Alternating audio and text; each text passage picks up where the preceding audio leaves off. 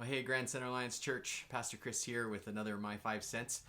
Today, my topic is drowning in a sea of isolation. So don't leave, just stay for a couple minutes. It's not that bad, or maybe it is, I don't know, but you'll never know unless you stay with me. So we all know we live in this crazy, busy, hurried society, and we all know it because when God pressed pause with COVID-19, it was like, whoa, what do we do? And of course, the question comes, what do busy people, or what do people do who are addicted to busyness and hurry? What do they do when God presses stop? And so that's what we found out, exactly what we do. So here's kind of where I was when this all went down. I was coaching a bantam hockey game. It was between the second and third period, where we got this notice from Hockey Canada. They're just shutting everything down. There's no more. You can't even have a hockey party. There's no more games, no more practices, nothing. We're done. And it was wow. This thing is for real. And so what happens when God presses pause on a very busy and hurried society? Well, I think one of the things that I've been doing a lot is studying waiting, and it's because it's our Sunday service, the waiting room series. I've just been looking at story after story after story, and I am like, I'm shocked actually that I've never seen this theme. Like, I've known about it, but I did not know how prevalent it was in the Bible and how important that God thinks waiting is. And it's just story after story after story where God's building character, preparing people for the next thing, doing incredible things through waiting.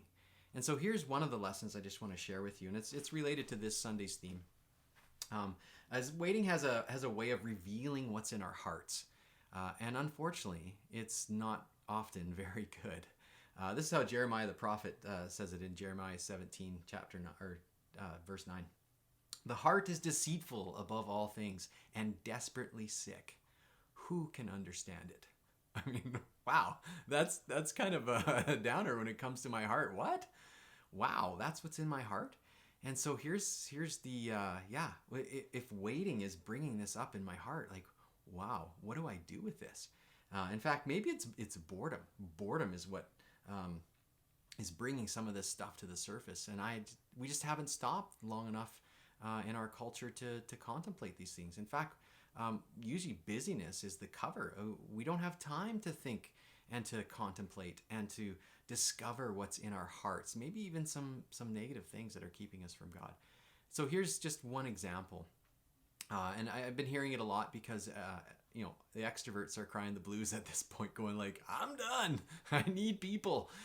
So here's, being an extrovert, you need people. That's where you gain energy. I'm an extrovert. I love being around people, and that's where I gain my energy. And so what do you do with that as an extrovert? Well, I think one of the tendencies that we have is to blame the things that we're feeling on just being an extrovert.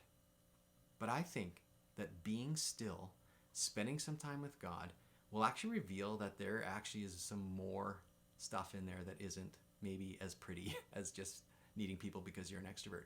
Perhaps one of the things that's coming to the surface is you have this desperate need for validation, and that if you aren't with people, that you are just feeling you're not feeling valuable. You're feeling worthless. That's one of the things that's maybe bubbling to the surface. And if you don't take time to kind of go like, oh, what's in my heart? Well, you don't even see it. And busyness, we can just cover that. Or maybe it's like affirmation, that you're just addicted to other people's affirmation. And so you're in kind of depressed, and you're just chalking it up to extroversion, going like, well, I'm just an extrovert and like to be with people. But maybe there's more to it than that.